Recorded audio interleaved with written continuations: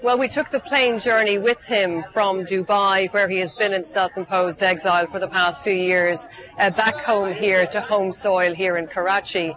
Now, he was accompanied by about 200 people on the plane, some of them supporters, some of them members of the media. It turned into a mini campaign rally.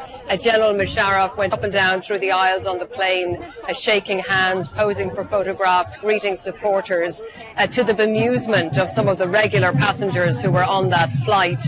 We did manage to grab a word with him on the plane. He said he was feeling very nostalgic, very emotional at the prospect of being back on home soil, but he also told me that he was feeling concerned because he was going into the unknown. He couldn't be sure what awaited him. Now, I asked him about the specific Taliban threat that came yesterday. That was the video released in which the Taliban threatened to greet him with a squad of suicide bombers and snipers. The threat was made by a militant who in fact had tried to kill General Musharraf before. And he said today on the plane that yes, he was concerned, he was worried about the risk to himself and his supporters, but he said that was a risk that he was prepared to take.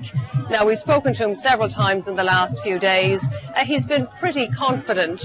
Yesterday he was insisting that scare tactics would not work on him, that he would come back and he would campaign with his party in the general election. But he faces a lot of risks. The risk of being attacked, of course, the risk of being arrested. He's wanted in several legal cases here, and he's won a temporary protection against arrest, but only for the next 2 weeks.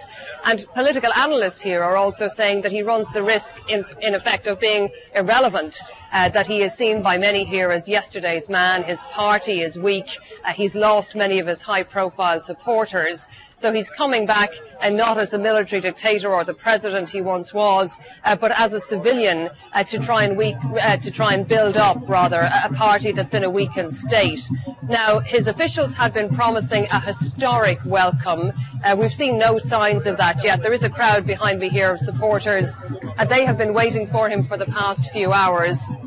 It's not a particularly large group, I would say at this stage. It's probably about 1,500 people, so certainly not a mass welcome for General Musharraf. And he's had to cancel plans to hold a large rally later on this afternoon in Karachi at the mausoleum to the founder of Pakistan. Local authorities withdrew their permission for that after that threat from the Taliban. So we are expecting to see him here. Possibly he'll make an address, a brief address to supporters here at the airport, and that may be the only chance for his followers to see him today. But so far, I would say, the response to his return seems to be pretty tepid.